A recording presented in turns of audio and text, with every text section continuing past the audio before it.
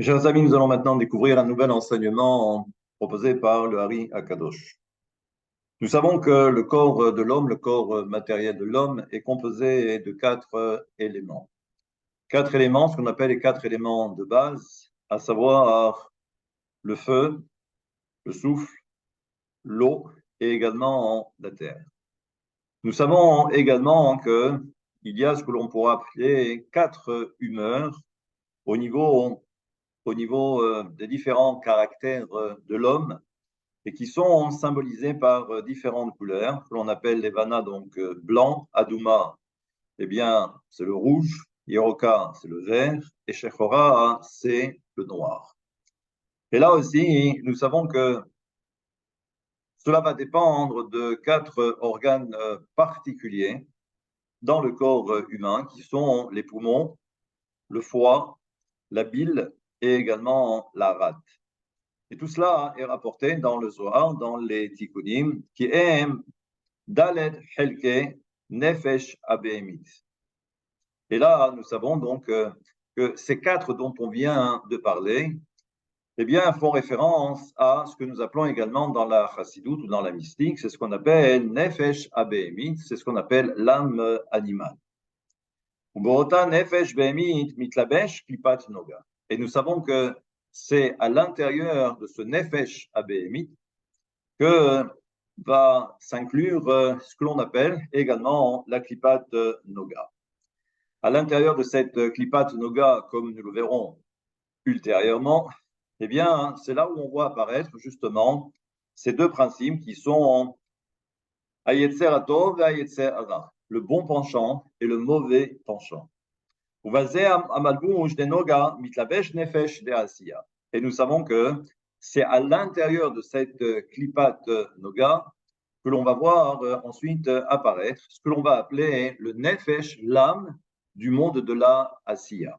Donc vous voyez qu'en fait, l'homme est un tout, mais à l'intérieur de ce tout, il y a donc le Nefesh Abehemit, qui lui-même est composé des quatre éléments de base, et tout ce que je viens également d'évoquer, également la Klipat Noga qui s'insère à l'intérieur, et à l'intérieur s'insère également donc ce que l'on appelle l'âme, l'âme du monde de la Asiya.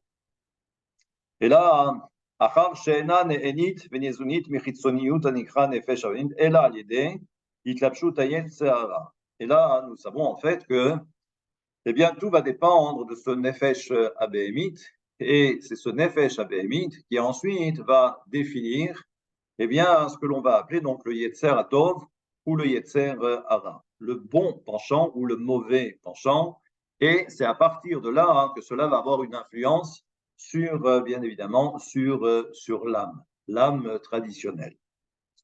Ah, que Yetzer Atov gover à la Dalet Yesodot.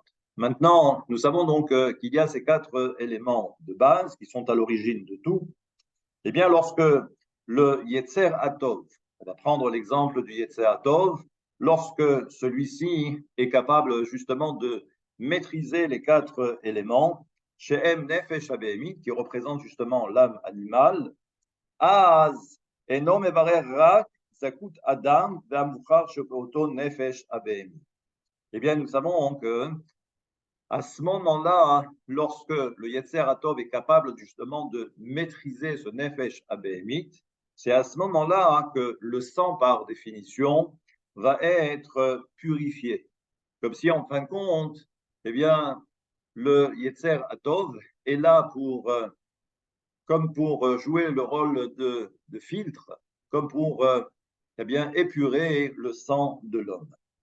ומקרב לנפש דעשייה, אשר היא בכבד, ואז היא בריאה, ואינה חוטאת. Et là, on comprend que ensuite, on va voir que tout est lié. C'est que lorsque le sang est épuré, qui se trouve au niveau du nefesh abehemit, et que ensuite cela, eh bien, se rapporte ou se rapproche, eh bien, du nefesh de asiya, asheri bekaved.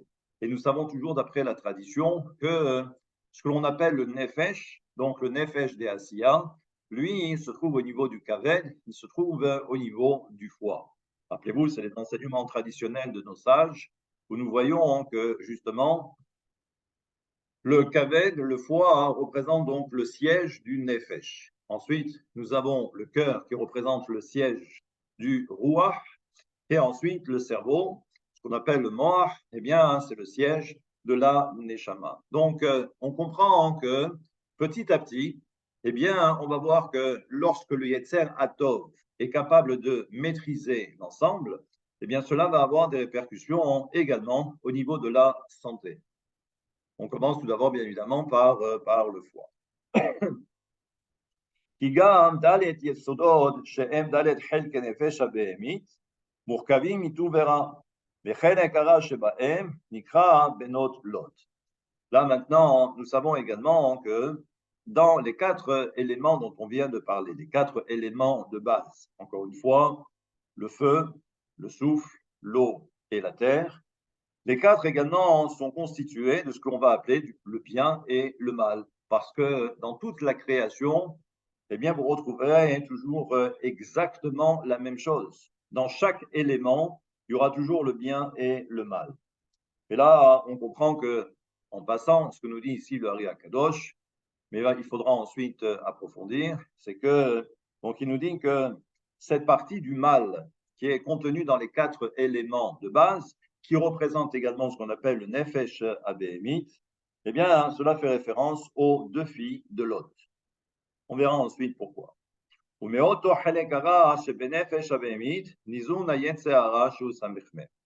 nous savons que cette partie négative, donc qui se trouve donc dans le Nefesh Abéhémit, ou autrement dit dans les 4 éléments de base, eh bien cette partie du mal, c'est la partie du mal, bien évidemment, qui se trouve dans le Nefesh Abéhémit, et ça, c'est ce qui va permettre de nourrir, en quelque sorte, le Yetzer Hara, le mauvais penchant.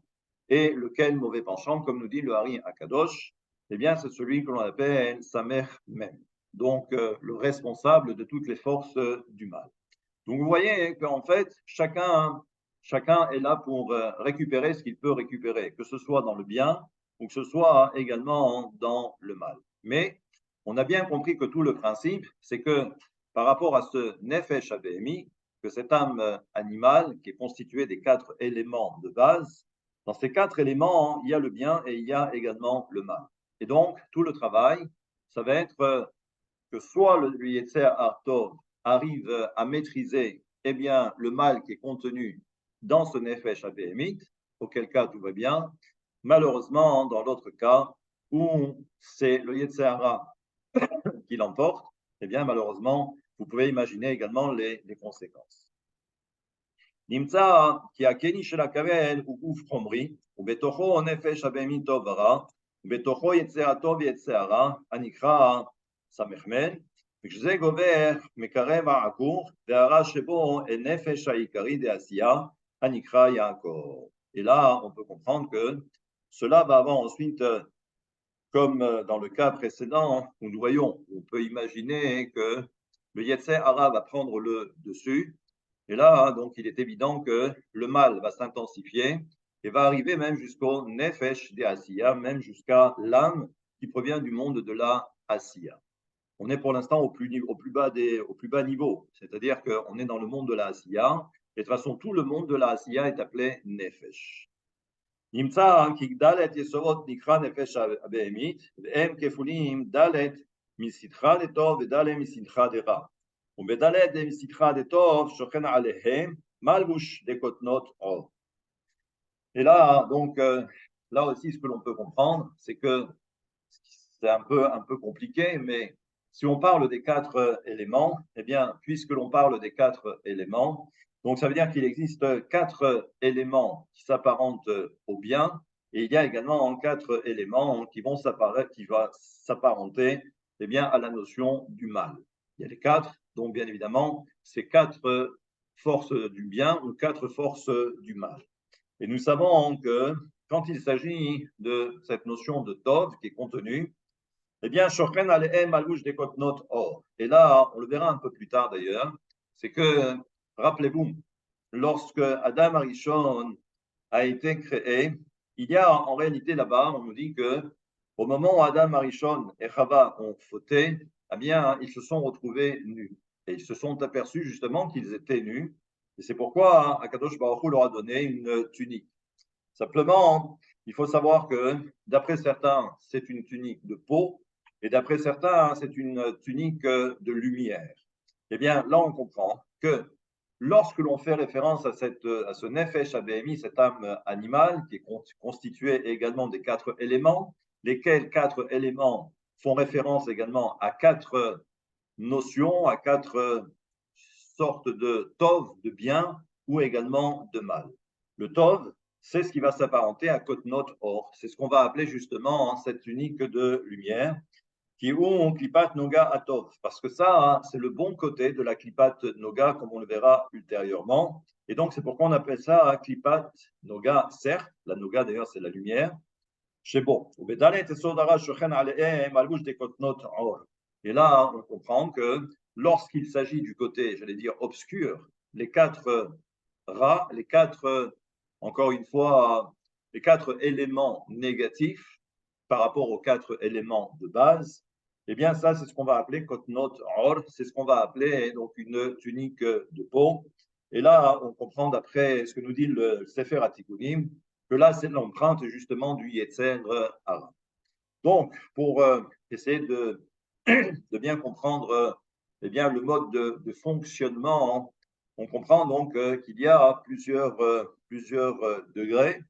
On commence d'abord par les 4 éléments de base. Les 4 éléments de base, c'est le Nefesh HaBehemi, à l'intérieur, Klipat Noga, et à l'intérieur de cette Klipat Noga, il y a le Nefesh Deasiya. Dans la Klipat Noga, il y a le Yetzer Atov et le Yetzer Hara. Donc là, on est donc dans la première partie proposée ici par le Hari Akadosh. La deuxième partie, c'est celle qui va nous permettre justement de comprendre que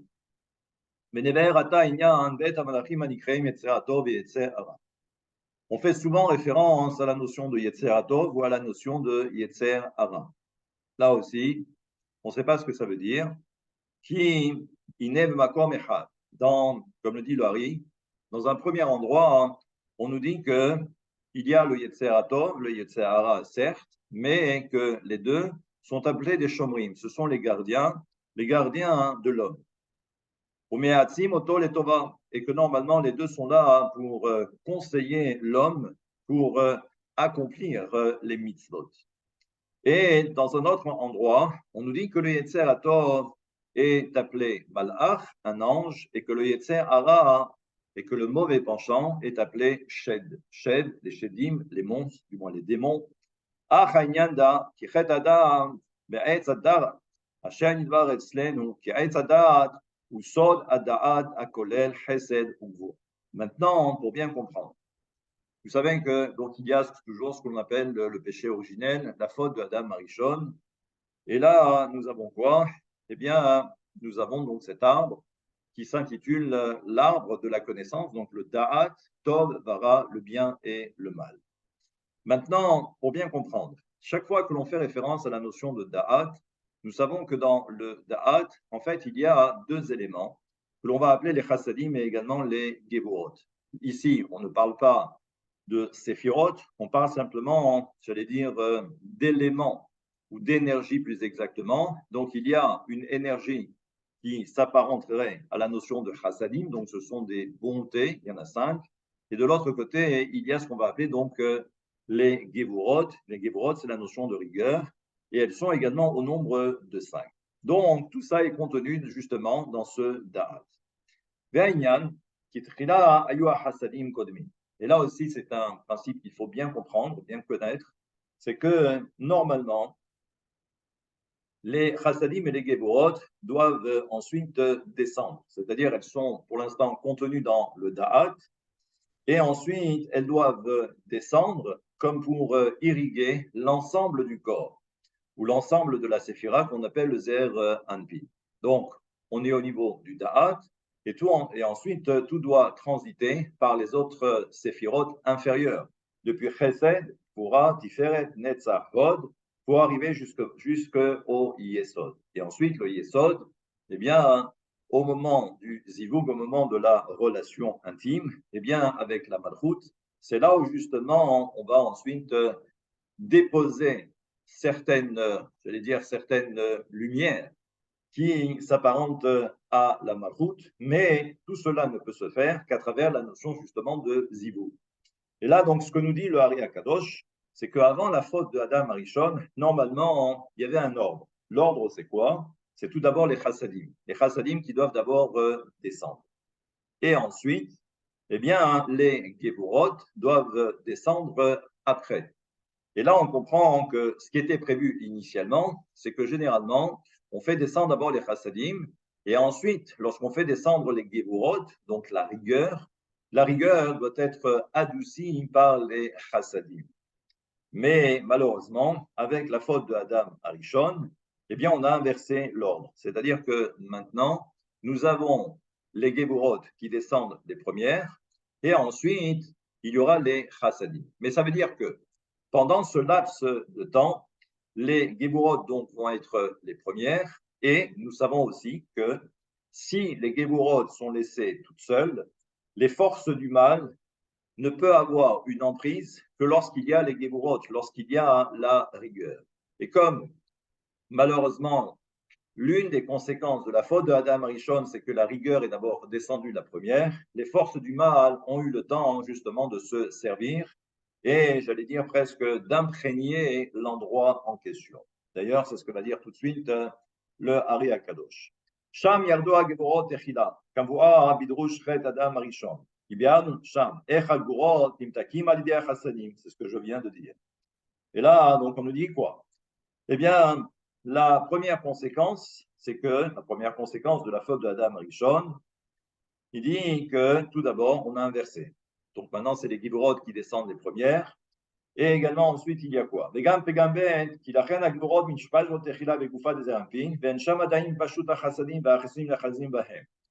on comprend donc qu'à cause de cela, donc, les forces du mal ont le temps eh bien, de se servir et également de laisser leur empreinte sur place. Et le troisième pégam, le troisième dommage, la troisième conséquence, et là, maintenant, c'est que eh bien, les chassadim vont également se dévoiler. Je ne rentrerai pas trop dans le détail, c'est quelque chose que nous avons déjà évoqué à partir du chazé. C'est là où il y a un dévoilement. Et là, on va voir que même les chassadim, eh bien, vont avoir un petit souci avec les forces du mal, tout en sachant que normalement, les forces du mal ne s'en prennent que là où il y a de la rigueur, pas de la chassid, pas au niveau des chassadim. Mais là aussi, on comprend qu'il y a eu une petite tâche. Ça veut dire que c'est pas considérable, mais ça veut dire que malheureusement, eh bien, même les chassadim ont connu malheureusement cette mésaventure où les forces du mal ont pu récupérer un petit quelque chose. Et on va voir que tout cela va avoir des répercussions. Donc on a compris que lorsque Adam Rishon a fauté, on parle ici eh bien, du Da'at, ce qu'on appelle le troisième Moach. Moach, c'est le cerveau, donc, mais le cerveau qui est divisé en trois, Chokhmah, Bina, et il y a également Da'at. Et ça, c'est ce que l'on vient de voir, c'est qu'il y a eu trois dommages, trois conséquences. Et nous savons que dans cette klipat noga dont on a souvent parlé, c'est là-bas justement que les forces du mal ont eu une emprise. Et elles ont pris justement les lumières qui étaient présentes. Et malheureusement, c'est que si les forces du mal ont réussi à atteindre justement cette klipat noga, eh bien c'est comme ça que cela va se terminer par c'est l'arbre de la connaissance du bien et du mal. Parce que nous avons un principe, c'est que les chassadim restent constamment tov. Et là, et là-bas, donc, les forces du mal n'ont aucune empreinte sur les chassadim. Et d'ailleurs, c'est pour cette raison, ce que nous avions évoqué, c'est que le Yetzer Atov, entre guillemets, on a dit qu'il s'apparente à un malach, alors que du côté du Yetzer Hara, c'est ce qu'on appelle Shed. Maintenant, vous commencez à comprendre que, eh bien, si les forces du mal ont eu la possibilité d'avoir une emprise sur les Gévurot, c'est pourquoi cette emprise, c'est ce qui va donner naissance à cette notion de Shed. Alors que pour les Chassadim, même si les forces du mal ont eu une emprise, elle est tellement moindre que ça restera toujours ce qu'on appelle Mal'ar. בוודאי שיש בהם רע כלשהו, לא מפאת עצמם, רק רע הגבורות הנאחזות בהם, ואומנם הגבורות מבקים בהם, הרע של החיצוניים, וחזרו להיות שדים אדומים מלאכים כמאמר רבותינו זכרונם לברכה. Et là, donc, nous avons quoi? Nous avons Shin Dalet, et vous comprendrez que Shin Dalet, c'est également les deux premières lettres d'un nom saint qui est Shaddai. Simplement, il manque la lettre Yud. Yaran shechaser mehem Yud, nikra Shen. Lechol tokef hashmarim ve'aklipot nidveku menechazu bahen ve'ayu robam klipa u'mi'ut moar. V'lachen na'aseh ra ve'az nikra ra ve'az nikra klipat noga et da'at tovara. Donc, on comprend qu'en fait, par rapport à la faute de Adam Arishon, et on comprend aussi que par rapport au Da'at, donc par rapport à ce Da'at où il y a les Chassadim et les Gevurot, on a inversé l'ordre. Les forces du mal ont pu avoir une emprise sur ces Chassadim, sur ces Gevurot, et c'est ce qui va donner naissance, et également sur les Chassadim, c'est ce qui va donner naissance à ce qu'on appelle Klipat Noga et Etz Da'at Tovara. Et que Adam Nolad, et maintenant, lorsque l'homme arrive au monde, c'est-à-dire que lorsque l'homme va arriver ici-bas, ça veut dire que sa mission, ça va être de faire le birour, le treï, les étincelles, par rapport à la part qui est la sienne, chez Naflou Mimena, parce que justement, toutes ces étincelles sont tombées dans le domaine des forces du mal, par rapport à la faute de Adam Arishon, Beklipat Noga. Et ça, c'est par rapport, donc encore une fois, à la Klipat Noga. Asherze Kavanat Ledat Adam Baolam Azeh. Et donc, c'est pour cette raison que l'homme va descendre dans ce monde. Et il dit par l'intermédiaire donc des mitzvot, c'est comme ça que l'on arrive à récupérer une partie de toutes ces étincelles, encore une fois, qui correspondent à mon âme et qui correspondent également par rapport à la proximité, comme on va le voir, par rapport à la proximité de mon âme, par rapport à la faute de Adam Arishon. Pour que vous compreniez un peu mieux, il y a des âmes qui étaient contenues dans la main, il y a les âmes qui étaient contenues dans la bouche, il y en a dans les yeux, et ainsi de suite. Et tout va dépendre de la proximité par rapport à la faute. On a mangé le fruit défendu, et ainsi de suite. Et donc, ça veut dire que chacun aura son propre tri à réaliser. Et cela ne peut se faire que dans ce monde, qui est le monde justement matériel, là où il y a également la klipat noga. שנפגעו ונפלו שם, אמנם כבר ידעת שאין הנפש בה באדם ערומה, רק באחד דיוקנה הנקרא צלם, דקאים תמן, בעת יצירת האדם כנזכר בפרשת אמור. Donc là, il rajoute un élément, c'est que, bien évidemment, une neshama ne peut pas descendre dans ce monde nu, il lui faut également un habit, et ça, c'est ce qu'on va appeler le tselem. Voilà pour l'instant. Un peu, justement, on essaie de comprendre un petit peu quels étaient tous ces éléments par rapport à cette notion de Klipat Noga, par rapport à ce Nefesh Abéhémit. Nous verrons qu'il y aura également la suite pour bien comprendre comment le tout fonctionne, et vous allez voir que c'est ce qui va définir par la suite tout le principe de la réincarnation. Donc à très bientôt, si Dieu veut.